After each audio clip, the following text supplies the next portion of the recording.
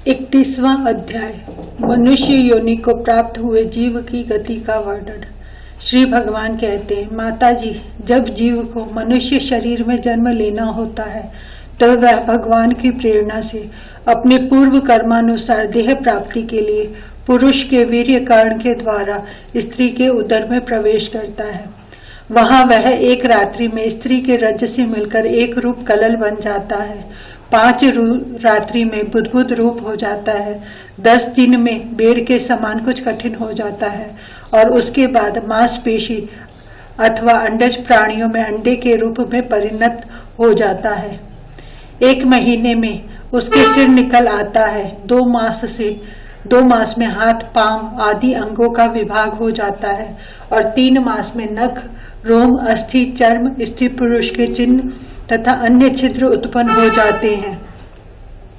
4 मास में उसमें मांस आदि 7 धातुएं पैदा हो जाती हैं। 5वें महीने में भूख प्यास लगने लगती है और 6ठे मास में झिल्ली से लिपटकर वह दाहिनी कोख में घूमने लगता है। उस समय माता के खाए हुए अन्न जल आदि से उसकी सब धातुएं पुष्ट होने लगती हैं और वह कृमि आदि जंतुओं के उत्पत्ति स्थान उस जघन्य मल मूत्र के गड्ढे में पड़ा रहता है। वह सुकुमार तो होता ही है, इसलिए जब वहां के भूखे कीड़े उसके अंग प्रत्यंग नोचते हैं तब अत्यंत क्लेश के कारण वह क्षण क्षण में अचेत हो जाता है। माता के खाए हुए कड़वे, तीखे, गरम, नमकीन, रूखे और खट्टे आदि उग्र पदार्थों का स्पर्श होने से उसके सारे शरीर में पीड़ा होने लगती है। उस समय माता के खाए हुए अन्न जल आदि से उसकी सब धातुएं पुष्ट होने लगती हैं और वह कृमि आदि जंतुओं के उत्पत्ति स्थान उस जघन्य मलमूत्र के गड्ढे में पड़ा रहता है। वह सुकुमार तो होता ही है, इसलिए जब वहां के भूखे कीड़े उसके अंग प्रत्यंग नोचते हैं तब अत्यंत क्लेश के कारण वह क्षण क्षण में अचेत हो जाता है। माता के खाए हुए कड़वे, तीखे, गरम, नमकीन, रूखे और खट्टे आदि उग्र पदार्थों का स्पर्श होने से उसके सारे शरीर में पीड़ा होने लगती है। वह जीव माता के गर्भाशय में झिल्ली से लिपटा और आंतों से घिरा रहता है। उसका सिर पेट की ओर तथा पीठ और गर्दन कुंडलाकार मुड़े रहते हैं।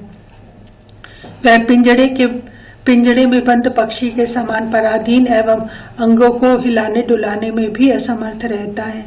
इसी समय अदृष्ट की प्रेरणा से उसे स्मरण शक्ति प्राप्त होती है। तब अपने सैकड़ों जन्मों के कर्म याद आ जाते हैं और वह बेचैन हो जाता है और उसका दम घुटने लगता है। ऐसी अवस्था में उसे क्या शांति मिल सकती है। 7वां महीना आरंभ होने पर उसमें ज्ञान शक्ति का भी उन्मेष हो जाता है, परंतु प्रसूति वायु से चलायमान रहने के कारण वह उसी उदर में उत्पन्न हुए विष्ठा के कीड़ों के समान एक स्थान पर नहीं रह सकता। तब सप्त धातु में स्थूल शरीर से बंधा हुआ वह देहात्मदर्शी जीव अत्यंत भयभीत होकर दीन वाणी से कृपा याचना करता हुआ हाथ जोड़कर उस प्रभु की स्तुति करता है जिसने उसे माता के गर्भ में डाला है। जीव कहता है, मैं बड़ा अधम हूँ। भगवान ने मुझे जो इस प्रकार की गति दिखाई है वह मेरे योग्य ही है। मैं अपनी शरण में आए हुए इस नश्वर जगत की रक्षा के लिए ही अनेक प्रकार के रूप धारण करते हैं। वे अपनी शरण में आए हुए इस नश्वर जगत की रक्षा के लिए ही अनेक प्रकार के रूप धारण करते हैं। अतः मैं भी भूतल पर विचरण करने वाले उन्हीं के निर्भय चरण अरविंदों की शरण लेता हूँ। जो मैं जीव इस माता के उदर में देह, इंद्रिय और अंतःकरण रूपा माया का आश्रय कर पुण्य पाप रूप कर्मों से आच्छादित रहने के कारण बद्ध की तरह हूँ, वही मैं यही अपने संतप्त हृदय में प्रतीत होने वाले उन विशुद्ध, उपाधि रहित, अविकारी और अखंड बोध स्वरूप परमात्मा को नमस्कार करता हूँ। मैं वस्तुतः शरीर आदि से रहित असंग होने पर भी देखने में 5 भौतिक शरीर से संबद्ध हूँ और इसलिए इंद्रिय, गुण, शब्द आदि विषय और चिदाभास अहंकार रूप जान पड़ता हूँ। अतः इस शरीर आदि के आवरण से जिनकी महिमा कुंठित नहीं हुई है, उन प्रकृति और पुरुष के नियंता, सर्वज्ञ, विद्या शक्ति संपन्न परम पुरुष की मैं वंदना करता हूँ। उन्हीं की माया से अपने स्वरूप की स्मृति नष्ट हो जाने के कारण यह जीव अनेक प्रकार के सत्व आदि गुण और कर्म के बंधन से युक्त इस संसार मार्ग में तरह तरह के कष्ट झेलता हुआ भटकता रहता है। अतः उन परम पुरुष परमात्मा की कृपा के बिना और किसी युक्ति से इसे अपने स्वरूप का ज्ञान हो सकता है। मुझे जो यह त्रैकालिक ज्ञान हुआ है, यह भी उनके सिवा और किसने दिया है, क्योंकि स्थावर जंगम समस्त प्राणियों में एकमात्र वे ही तो अंतर्यामी रूप अंश से विद्यमान है। अतः जीव रूप कर्म जनित पदवी का अनुवर्तन करने वाले हम अपने त्रिविध तापों की शांति के लिए उन्हीं का भजन करते हैं। भगवान, यह देहधारी जीव दूसरी माता के देह के उदर के भीतर मल मूत्र और रुधिर के कुएं में गिरा हुआ है। उसकी जठराग्नि से इसका शरीर अत्यंत संतप्त हो रहा है। उससे निकलने की इच्छा करता हुआ यह अपने महीने गिन रहा है। भगवान, अब इस दीन को यहाँ से कब निकाला जाएगा? स्वामिन, आप बड़े दयालु हैं। आप जैसे उदार प्रभु ने ही इस 10 मास के जीव को ऐसा उत्कृष्ट ज्ञान दिया है। दीन बंधो, इस अपने किए हुए उपकार से ही आप प्रसन्न हो, क्योंकि आपको हाथ जोड़ने के सिवा आपके उस उपकार का बदला तो कोई दे भी क्या सकता है। प्रभु, संसार के ये पशु पक्षी आदि अन्य जीव तो अपनी मूढ़ बुद्धि के अनुसार अपने शरीर में होने वाले सुख दुख आदि का ही अनुभव करते हैं, किंतु मैं तो आपकी कृपा से शम दम आदि साधन संपन्न शरीर से युक्त हुआ हूँ। अतः आपकी दी हुई विवेकवती बुद्धि से आप पुराण पुरुष को अपने शरीर के बाहर और भीतर अहंकार के आश्रयभूत आत्मा की भांति प्रत्यक्ष अनुभव करता हूँ। भगवान, इस अत्यंत दुख से भरे हुए गर्भाशय में यद्यपि मैं बड़े कष्ट से रह रहा हूँ, तो भी इससे बाहर निकलकर संसार में अंधकूप में गिरने की मुझे बिल्कुल इच्छा नहीं है, क्योंकि उसमें जाने वाले जीव को आपकी माया घेर लेती है, जिसके कारण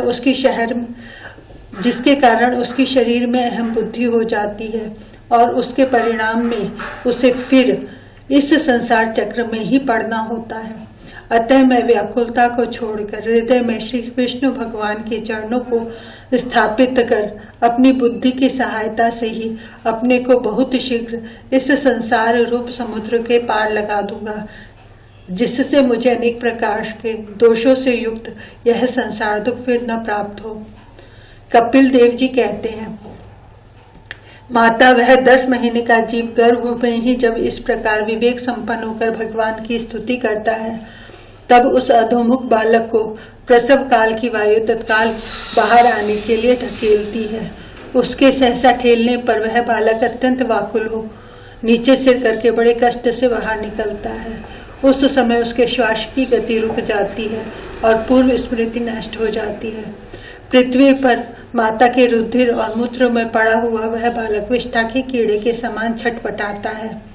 उसका गर्भावास का सारा ज्ञान नष्ट हो जाता है और वह विपरीत गति देह अभिमान रूप अज्ञान दशा को प्राप्त होकर बार बार जोर जोर से रोता है। फिर जो लोग उसका अभिप्राय नहीं समझ सकते, उनके द्वारा उसका पालन पोषण होता है। ऐसी अवस्था में उसे जो प्रतिकूलता प्राप्त होती है, उसका निषेध करने की शक्ति भी उसमें नहीं होती। जब उस जीव को शिशु अवस्था में मैली कुचली खाट पर सुला दिया जाता है, जिसमें खटमल आदि स्वेदज जीव चिपटे रहते हैं, तब उसके शरीर को खुजलाने, उठाने अथवा करवट बदलने की भी सामर्थ्य न होने के कारण वह बड़ा कष्ट पाता है। उसकी त्वचा बड़ी कोमल होती है। उसे डांस, मच्छर और खटमल आदि उसी प्रकार काटते रहते हैं जैसे बड़े कीड़े को छोटे कीड़े। इस समय उसका गर्भ अवस्था का सारा ज्ञान जाता रहता है, सिवा रोने के वह कुछ नहीं कर सकता। इसी प्रकार बाल्य, कौमार और पौगंड अवस्थाओं के दुख भोग कर वह बालक युवा अवस्था में पहुंचता है। इस समय उसे यदि कोई इच्छित भोग नहीं प्राप्त होता, तो अज्ञानवश उसका क्रोध उद्दीप्त हो उठता है और वह शोकाकुल हो जाता है। देह के साथ ही साथ अभिमान और क्रोध बढ़ जाने के कारण वह काम परवश जीव अपना ही नाश करने के लिए दूसरे कामी पुरुषों के साथ वैर ठानता है। खोटी बुद्धि वाला वह अज्ञानी जीव पंचभूतों से रचे हुए इस देह में मिथ्याभिनिवेश के कारण निरंतर मैं मेरेपन का अभिमान करने लगता है।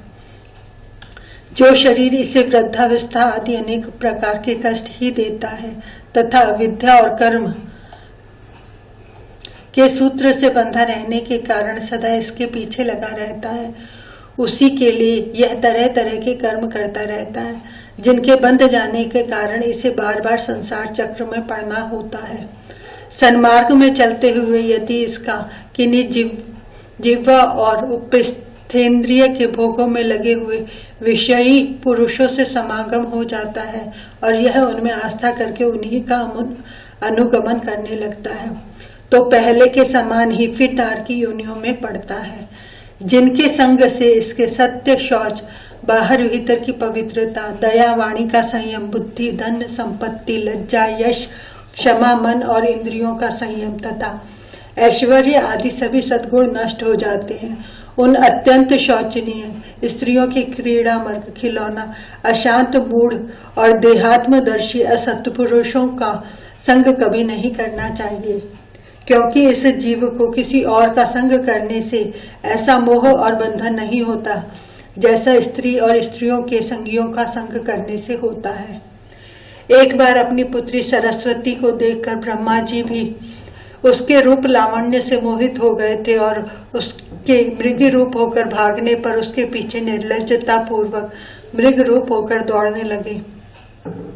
उन्हीं ब्रह्मा जी ने मरीचि आदि प्रजापतियों की तथा मरीचि आदि ने कश्यप आदि की और कश्यप आदि ने देव, मनुष्य आदि प्राणियों की सृष्टि की। अतः इनमें एक ऋषि प्रवर नारायण को छोड़कर ऐसा कौन पुरुष हो सकता है जिसकी बुद्धि स्त्री रूपिणी माया से मोहित न हो।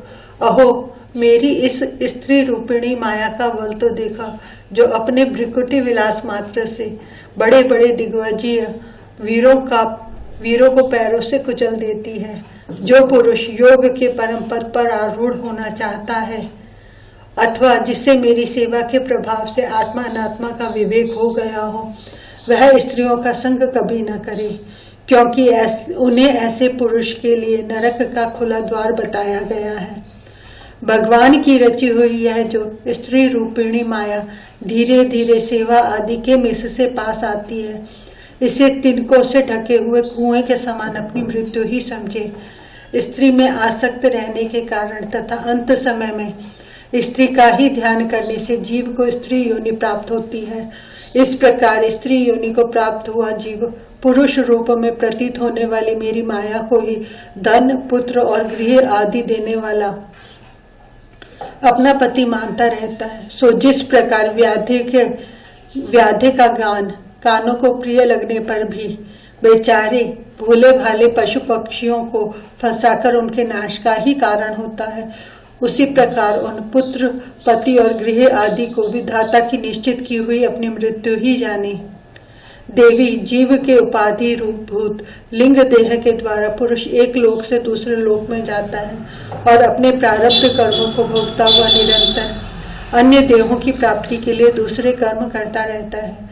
जीव का उपाधि रूप लिंग शरीर तो मोक्ष पर्यंत उसके साथ रहता है और भूत, इंद्रिय और मन का कार्य रूप स्थूल शरीर इसका भोगाधिष्ठान है। इन दोनों का परस्पर संगठित होकर कार्य न करना ही प्राणी की मृत्यु है और दोनों का साथ साथ प्रकट होना जन्म कहलाता है। पदार्थों की उपलब्धि के स्थान रूप इस स्थूल शरीर में जब उनको ग्रहण करने की योग्यता नहीं रहती, यह उसका मरण है और यह स्थूल शरीर ही मैं हूँ, इस अभिमान के साथ उसे देखना उसका जन्म है। नेत्रों में जब किसी दोष के कारण रूप आदि को देखने की योग्यता नहीं रहती, तभी उनमें रहने वाली चक्षु इंद्रिय भी रूप देखने में असमर्थ हो जाती है, और जब नेत्र और उनमें रहने वाली इंद्रिय दोनों ही रूप देखने में असमर्थ हो जाती है, तभी इन दोनों के साक्षी जीव में भी वह योग्यता नहीं रहती। अतः मुमुक्षु पुरुष को मरण आदि से भय, दीनता अथवा मोह नहीं होना चाहिए। उसे जीव के स्वरूप को जानकर धैर्य पूर्वक निसंग भाव से विचरना चाहिए तथा इस मायामय संसार में योग वैराग्य युक्त सम्यक ज्ञानमयी बुद्धि से शरीर को निक्षेप धरोहर की भांति रखकर उसके प्रति अनासक्त रहते हुए विचरण करना चाहिए। श्री राधे राधे, श्री राधे राधे।